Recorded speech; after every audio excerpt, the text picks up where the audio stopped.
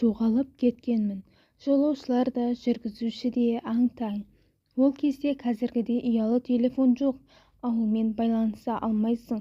Үйдің қалалық нөмірін білгенімен байланысқа шығу мүмкін болмады.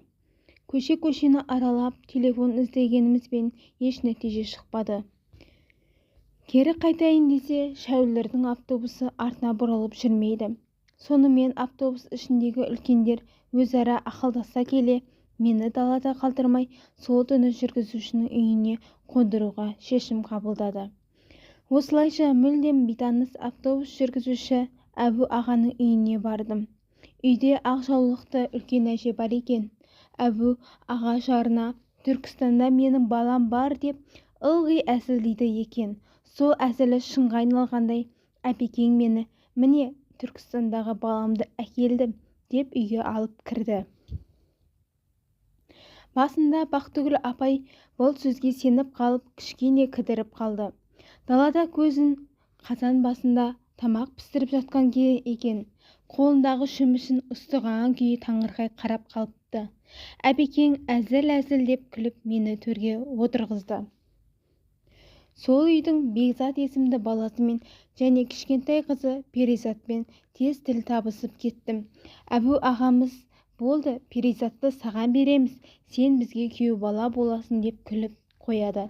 Мен ол жақта қорқынышымды ұмытып, үй ішіндегі фотоларды көріп, балалармен ойнап, мәз-мейрам болып жүрдім.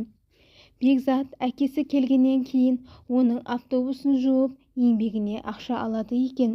Ол көлік жуып болған соң әкесінен алған ақшасын алып, екеуміз ауылда айналып, менің ауылыма хабарласатын телефон іздедік.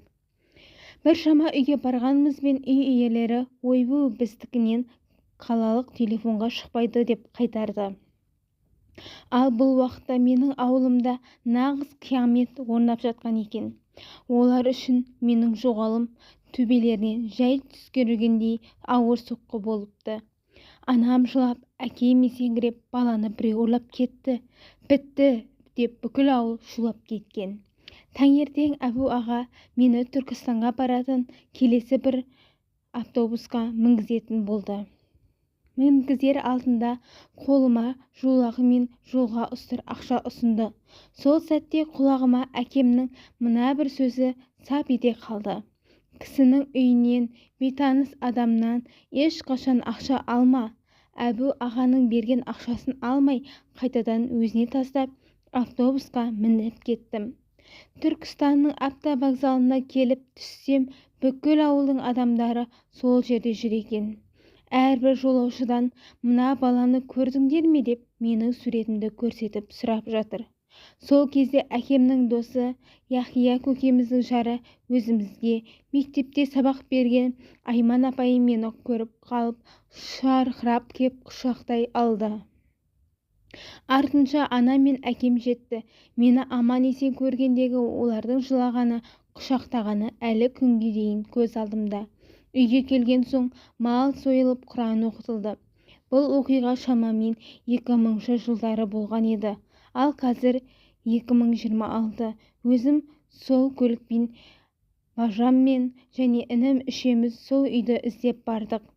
Жолды сол кезде көрген жадыммен жүріп, ешкімнен сұрамай-ақ тауып алып бардым. Үй сол кездегі шарбақ, аулада тұрған ошақтың орны бәрі баяғы, бас қалпында, көз алдымда сурет болып тұр. Барсам үй жабық екен. Көршілерден сұрастырып, ағамыздың дүниеден өткенін естідім. Ал анамыздың нөмірін алып байланысып тұрған едім. Кейін телефон ауысып қайта таба алмай қалдым. Ендігі ойым қолым босағанда сол жаққа тағы бір іздеп барып, балалық шақтың осы бір естен кетпес шытырман оқиғасы маған адамдардың бауырмалдығы, әкенің қатал да дұрыс тәрбиесін және ата-ананың шексіз махаббатын ұғындырды.